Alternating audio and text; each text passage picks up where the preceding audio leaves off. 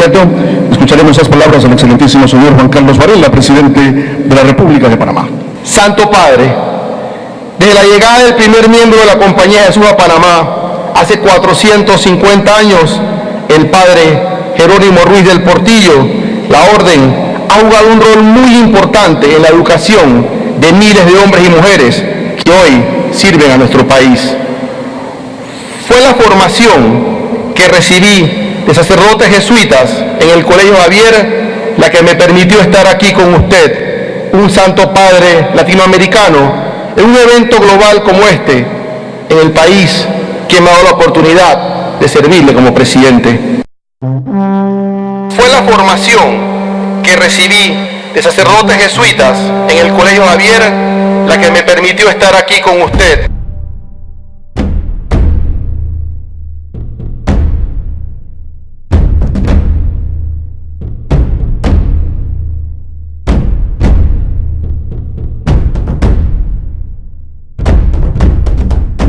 Fue la formación que recibí de sacerdotes jesuitas en el Colegio Javier la que me permitió estar aquí con usted.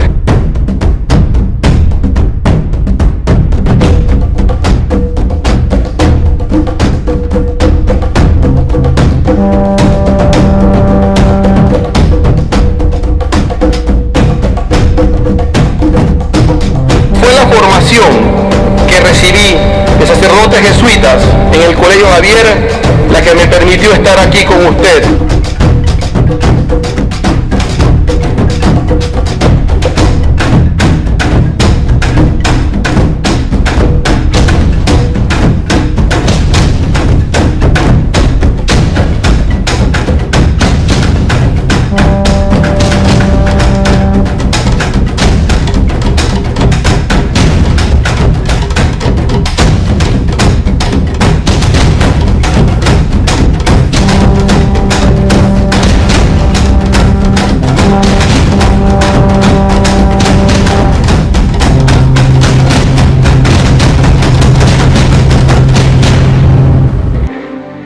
The very word secrecy is repugnant in a free and open society, and we are, as a people, inherently and historically opposed to secret societies, to secret oaths, and to secret proceedings.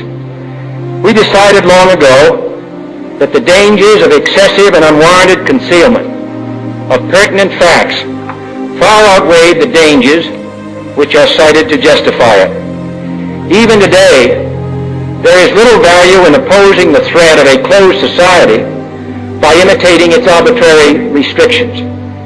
Even today, there is little value in ensuring the survival of our nation if our traditions do not survive with it. And there is very grave danger that an announced need for increased security will be seized upon by those anxious to expand its meaning to the very limits of official censorship and concealment. That I do not intend to permit to the extent that it's in my control. And no official of my administration, whether his rank is high or low, civilian or military, should interpret my words here tonight as an excuse to censor the news, to stifle dissent, to cover up our mistakes, or to withhold from the press and the public the facts they deserve to know. For we are opposed around the world by a monolithic and ruthless conspiracy that relies primarily on covert means for expanding its sphere of influence, on infiltration instead of invasion, on subversion instead of elections, on intimidation instead of free choice, on guerrillas by night instead of armies by day.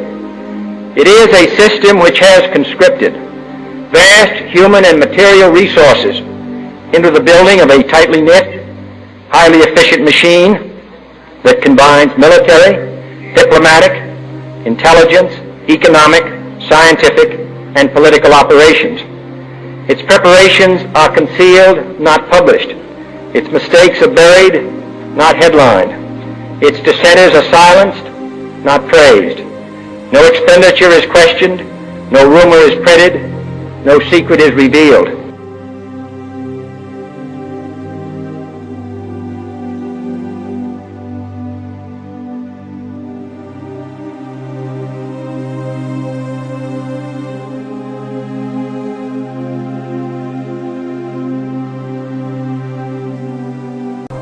amigos, un saludo de Cusatón.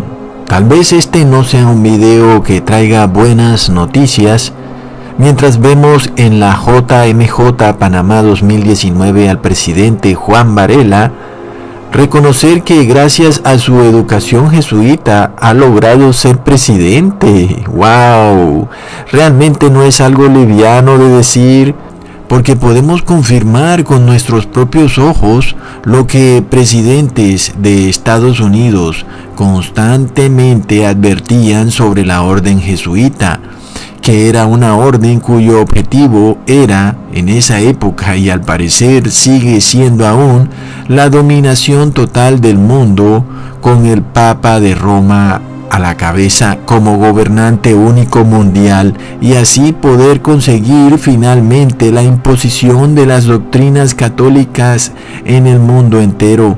Esta religión, mezclada además con la adoración a la naturaleza, al sol, la luna y el ejército del cielo a través de la encíclica Laudato Si del Papa Francisco, junto con el espiritismo, que es la loca creencia de que los muertos andan por ahí, unos van directo al cielo y otros al infierno, y otros quedan hasta vagando en el mundo. Son estas tres creencias la base para enredar al mundo entero en un nuevo oscurantismo del siglo XXI. Es decir, podemos ver con nuestros propios ojos el gran éxito de esta orden jesuita para poner presidentes, gobernadores, senadores.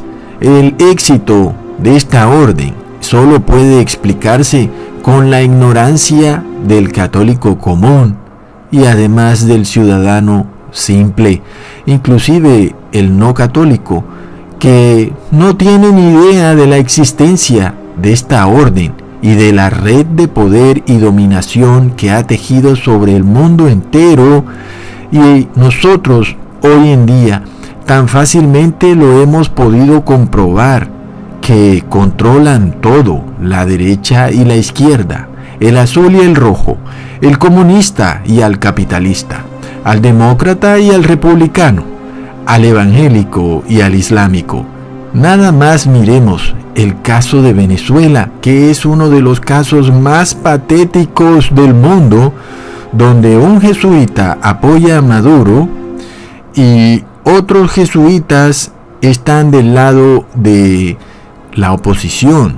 Resulta, amigos, que estos jesuitas son los que han creado la masonería, y la masonería es esta orden, que también es una orden católica, que controla ambos lados de la operación. Y esto sucede en todo el mundo, desde Estados Unidos hasta cualquier país.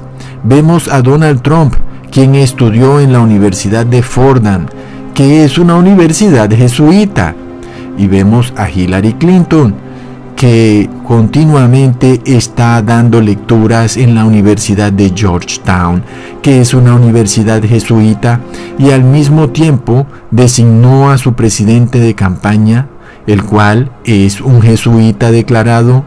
La lista es demasiado larga.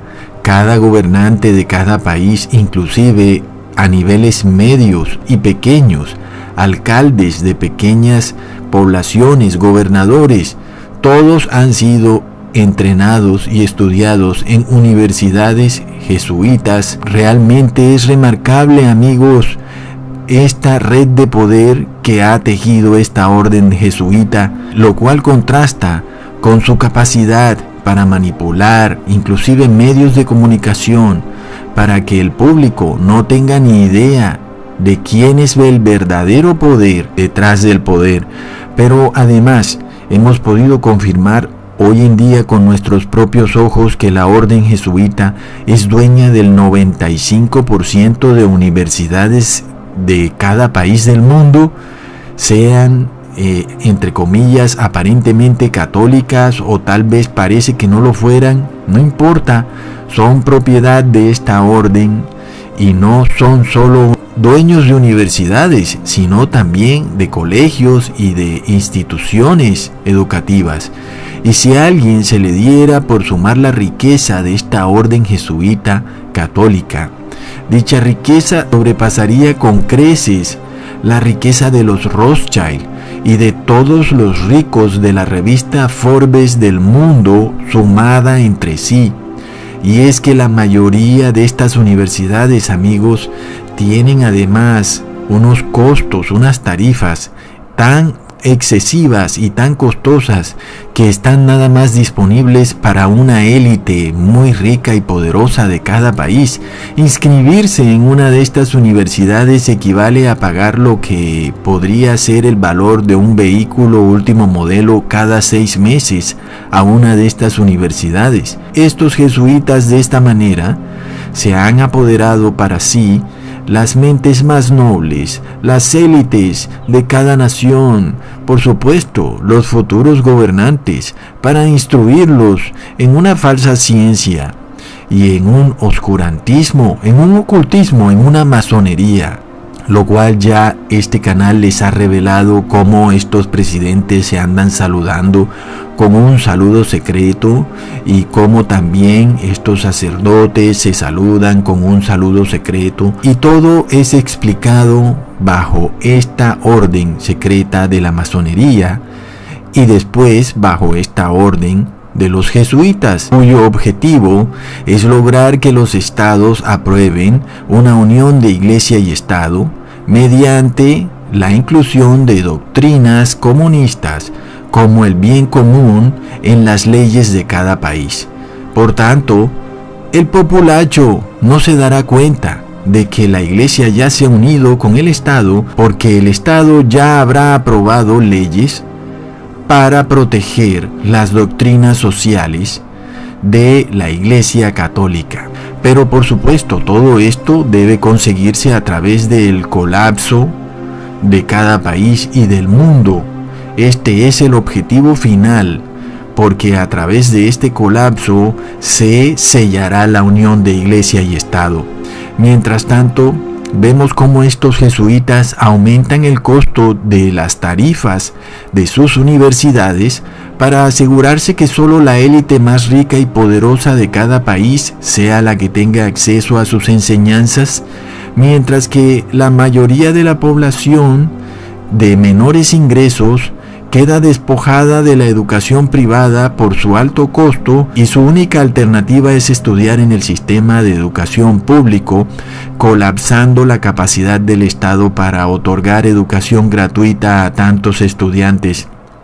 Por supuesto, amigos, que no podemos dejar de analizar el colapso moral y la crisis del gobierno sin dejar de mirar a todas estas universidades jesuitas, pues no es en ellas donde han estudiado el 99.99% de los gobernantes de América y del mundo.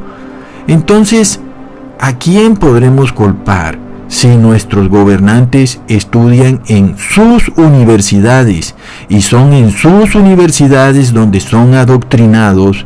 ¿A dónde podemos mirar?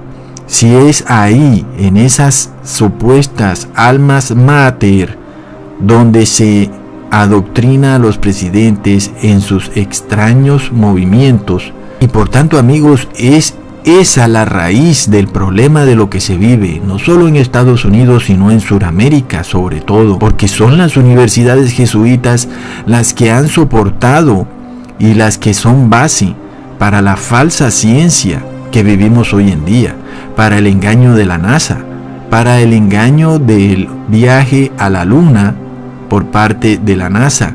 Todo es soportado teóricamente por las universidades jesuitas.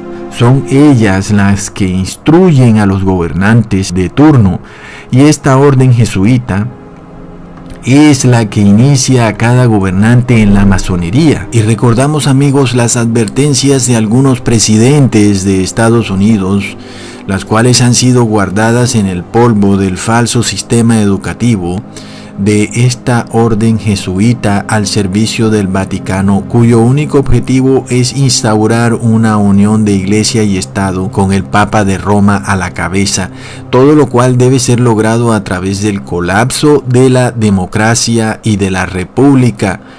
Y como América tiene un sistema de república. Por supuesto que es en América donde más vamos a ver esta situación. El caso de Venezuela es realmente muy práctico y vemos la masonería totalmente en todo lo que sucede en Venezuela. Pudimos confirmar en videos pasados que Leopoldo López es un caballero templario, es un masón que además estudió en una universidad jesuita llamada la Universidad Católica Andrés Bello, al igual que su esposa Lilian Tintori, al igual que el criptojudío Enrique Capriles, al igual que el usurpador, el masón Juan Guaidó, todos egresados de la misma universidad jesuita. Ahora no me llamen madurista o oficialista, porque realmente no me interesa para nada la política, pero hay que decir la verdad, porque a Maduro también lo apoyaba un jesuita.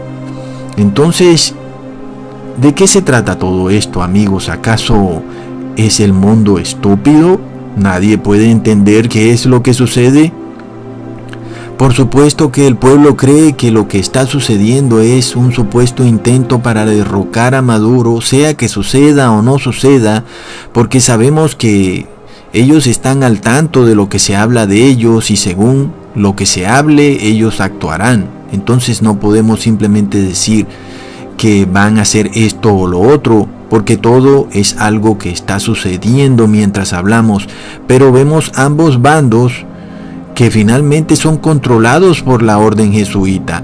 El objetivo final es simple, una unión de iglesia y Estado, porque finalmente, muy pronto, se escuchará decir que nuestros líderes, nuestros gobernantes son incapaces de gobernar sin la vigilancia de la Iglesia Católica, y por tanto es debido a esto que se debe unir a la Iglesia y al Estado. Es decir que las democracias van a colapsar, la república va a colapsar. Ya les he explicado los 3 pilares de la masonería para hacer colapsar toda sociedad. El colapso del sistema monetario, ya lo vimos perfectamente en Venezuela, se cumplió al pie de la letra y sigue el mundo entero. Segundo, la desmoralización de la sociedad a través de la música y la televisión, también lo estamos viendo perfectamente en todo el mundo. Y tercero, la degeneración del sistema de gobierno a través de la corrupción generalizada de los gobernantes. Lo estamos viendo perfectamente en toda América. Todos los gobernantes de América han caído en una corrupción degenerada y todos han estudiado en universidades jesuitas. ¿Qué es lo que está pasando? Porque si ellos han hecho sus posgrados, sus MBA, sus magíster en estas universidades y finalmente estos gobernantes terminan en una corrupción generalizada y descarada y han sido instruidos en universidades jesuitas, todos han pasado por universidades jesuitas, pues ¿no es apenas lógico que culpemos al sistema educativo de esta poderosa orden del colapso generalizado de la sociedad, la orden jesuita? Porque sabemos que Fidel Castro fue adoctrinado por un sacerdote jesuita. Es decir, la lista es interminable, amigos. Este video demoraría 3 horas. Todos los gobernantes, inclusive los más pintorescos, por ejemplo como Fidel Castro, todos han sido adoctrinados por jesuitas. También la élite rica y noble de cada país. Y peor aún, amigos, son los jesuitas los que han creado la masonería. Y es desde la masonería que se gobierna, no desde el Congreso o la Cámara Legislativa de cada país. Pero la pregunta es, amigos, ¿por qué nuestros gobernantes han caído en esta confusión, en esta corrupción, buscando además la ganancia mala vida, la riqueza en esta tierra, el poder mundano, creyendo que pueden arrepentirse cada domingo mientras se quedan con el botín? Entendamos algo, amigos. Una de las doctrinas que más está constantemente enseñando la Iglesia Católica es la doctrina del buen ladrón. Es increíble. pero tú no es sino que pongas el buen ladrón en Google e inmediatamente te van a salir páginas católicas enseñando la doctrina del buen ladrón. Es posible que nuestros gobernantes sean instruidos en universidades jesuitas sobre la doctrina del buen ladrón, y es por eso que ellos pues tengan a bien apoderarse de un pedazo del erario público. Pues el buen ladrón se arrepintió justo ahí, en el último momento. Jesús es tan bueno, ¿verdad? La doctrina del buen ladrón. Pero oh no, amigos, eso no es lo que nos relata la Biblia. La Biblia nos muestra algo muy, pero muy distinto. La Biblia nos muestra que el que roba y no devuelve lo robado, jamás será perdonado. Es decir, que si tú te arrepientes ante tus pecados, es decir, que si tú te arrepientes de tus pecados, pero no devuelves eso que te robaste, pues ese arrepentimiento no es aceptable ante nuestro Señor Jesús. Porque el que se roba una bicicleta y se arrepiente de haberla robado, pero se queda con ella, en realidad no se ha arrepentido. Es como obvio, ¿verdad? Pero el buen ladrón, Ecusatón, mira al buen ladrón, él se arrepintió justo. Sí, amigos, a ti también te han adoctrinado, y a los gobernantes de este mundo también los han adoctrinado, y es por eso que es tan malo que se una la iglesia y el Estado, porque de repente un gobernante puede pensar que todo es posible, inclusive Dios es tan bueno, ¿verdad? Pero no es así, porque dijo Jesús: ay del que obtiene ganancias ilícitas para su casa, para poner en alto su nido, para librarse de la mano de la calamidad. Habacuc 2:9. La gran crisis de la corrupción en los gobernantes de cada país y de cada ciudad de América solo puede ser explicada porque son adoctrinados en universidades jesuitas católicas en la doctrina del buen ladrón, y ellos creen que pueden arrepentirse y quedarse con el dinero que se robaron. Y lamentablemente, amigos, Ecusatón les va a dar una revelación demasiado increíble, demasiado irrefutable, en el cual, amigos, van a darse cuenta de la verdad. Y si algún gobernante me escucha, debo desde ya decirle que la respuesta es un rotundo no. Jesús jamás aceptará el arrepentimiento inmundo.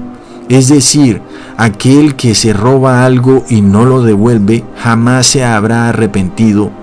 Porque recordemos a Zaqueo, ese cobrador de impuestos que cobraba impuestos de más a su pueblo. Algo que está sucediendo hoy en día en todo el mundo. Vemos cómo al pueblo se le cobra impuestos de más a través de la inflación, o vemos cómo el gobernante además se roba los impuestos también directamente o indirectamente. Todo esto, amigos, se centra en la figura de aquel cobrador de impuestos llamado Zaqueo. Y habiendo entrado Jesús en Jericó, pasaba por la ciudad, y un hombre llamado Zaqueo, que era jefe de los recaudadores de impuestos y era rico, trataba de ver quién era ese Jesús, pero no podía a causa de la multitud. Y este Zaqueo invitó a Jesús a que se hospedara en su casa. Y Zaqueo le dijo a Jesús: he aquí, Señor Jesús, la mitad de mis bienes se los voy a dar a los pobres, y si en algo he defraudado a alguno, se lo restituiré cuadruplicado. Y justo después de que Zaqueo pronunció estas palabras, le dijo: hoy ha venido la salvación a esta casa. Así que Zaqueo se salva por su fe, pero esa fe lo llevó a devolver lo robado, y por tanto su fe quedó demostrada. Así que si hubiera solamente actuado en fe y no hubiera devuelto lo robado, pues su fe estaría muerta, porque sin fe Zaqueo no habría jamás devuelto lo robado. Por tanto, amigos, a todos los modernos saqueadores del siglo XXI, a los de América, de Estados Unidos y el mundo entero, que pertenecen además a órdenes secretas, masonería, orden jesuita, caballeros templarios o de Malta o de Columbus, en fin, todos los que han robado a través de las arcas del Estado, ya sea cobrando impuestos de más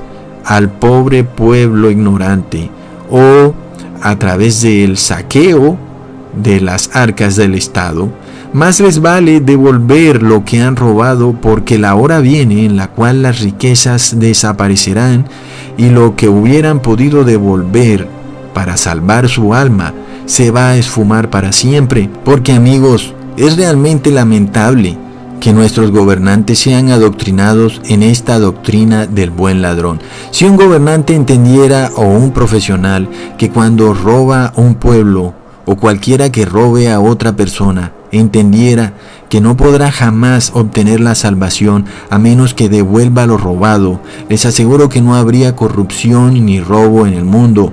Pero el problema está en que las personas creen en esta doctrina del buen ladrón, y de vez en cuando algunos se arrepienten y son enviados a repetir 20 oraciones y a dar el 20% del botín como ofrenda, pero no. Esto no funciona así. Amigos, la Biblia nos dice que hay que devolverlo todo. Ahora, les voy a mostrar en verdad el significado de la doctrina del buen ladrón, y van a quedar con la boca abierta, porque el buen ladrón en verdad se arrepintió antes de morir y fue perdonado por Jesús. Y muchas personas dicen, ¿te das cuenta, Ecosatón? El buen ladrón consiguió arrepentirse a pesar de que era ladroncillo, ¿ves? Ecosatón, yo también puedo. No, amigo, lo lamento. Y te lo digo porque tal vez estés a tiempo de salvar tu alma. Porque hasta el Papa Francisco, basado en la doctrina del buen ladrón, se robó un crucifijo. Lo peor es que se lo robó a un muerto. No puede ni siquiera devolvérselo. ¡Qué increíble! Todos podemos hacer cosas malas y arrepentirnos. Sin embargo, para los que aún pueden obtener arrepentimiento, para los que aún tienen tiempo de vida para hacerlo, amigos, tenemos que entender la verdadera doctrina del buen ladrón y abandonar la doctrina torcida del buen ladrón de la Iglesia Católica, de la orden jesuita. Analicemos lo que en verdad le sucedió a este buen ladrón, que en realidad era un ladrón humilde, no era un ladrón rico, porque si sabemos que si hubiera sido rico no hubiera sido condenado, porque hubiera sobornado a estos corruptos fariseos.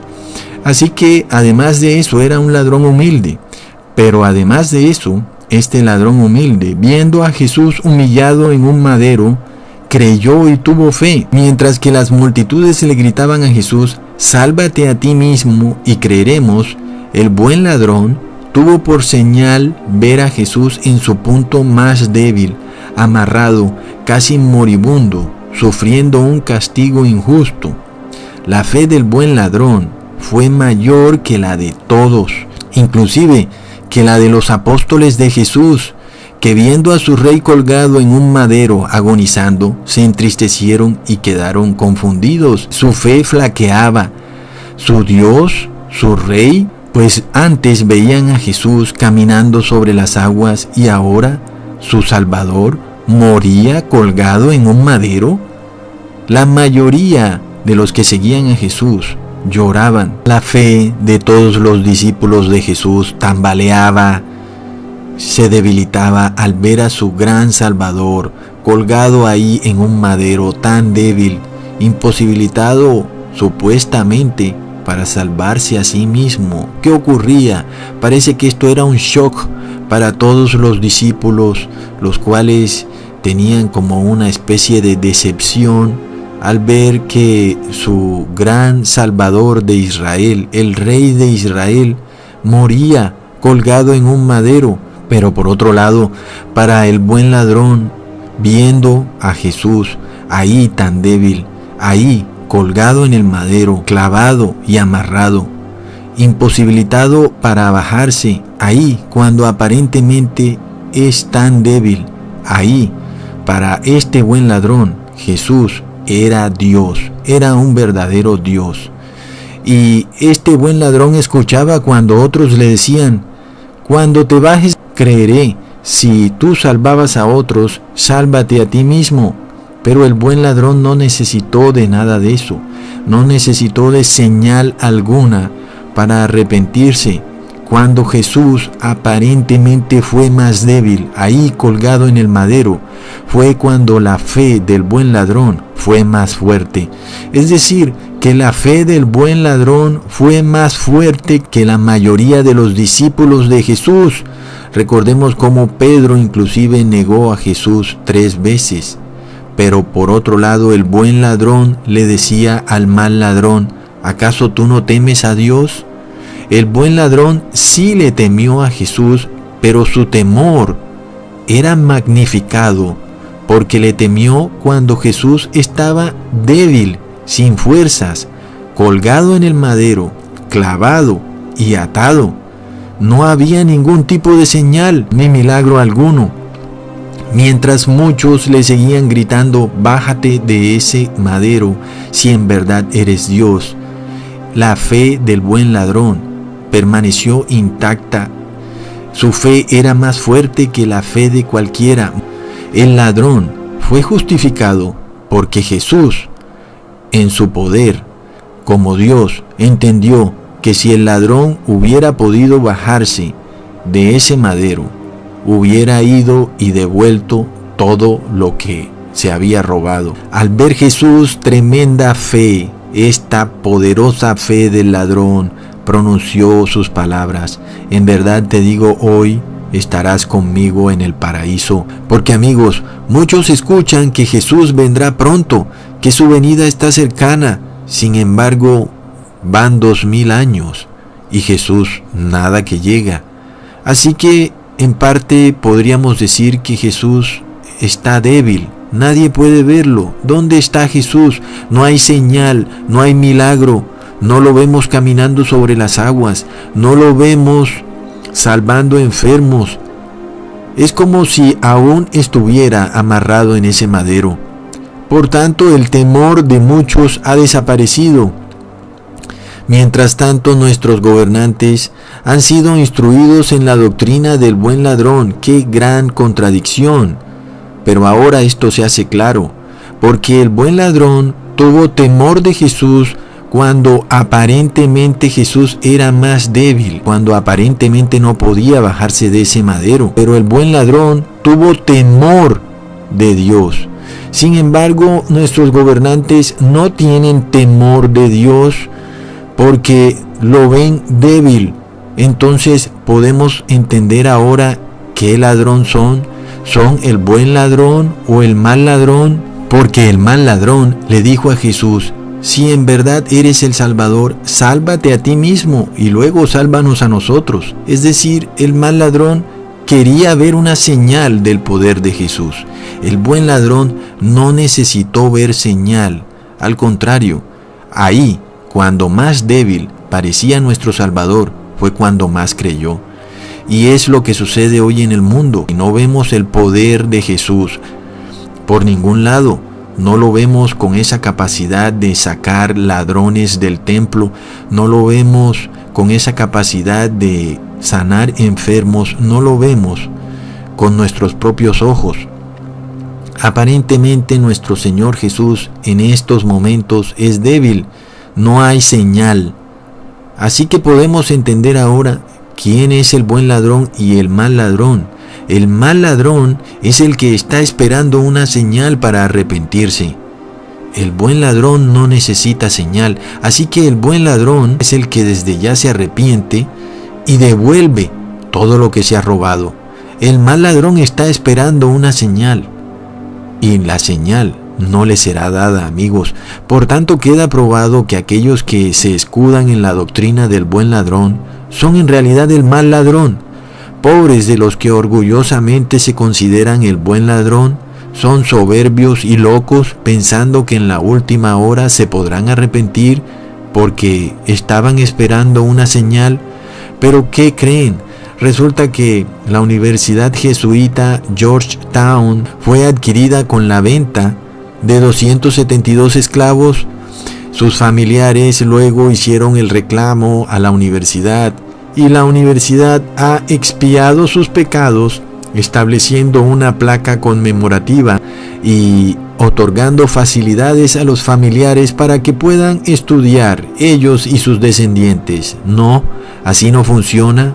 Si algo no te pertenece, tienes que devolverlo a sus dueños, y si la universidad fue adquirida con el dinero de la venta de 272 esclavos, pues resulta que la universidad le pertenece a las familias de esos 272 esclavos. El que quiera ser salvo, que devuelva lo que se robó, porque si no, es el mal ladrón. Porque si Zaqueo, el cobrador de impuestos, no hubiera devuelto todo lo que se había robado, nunca se hubiera salvado.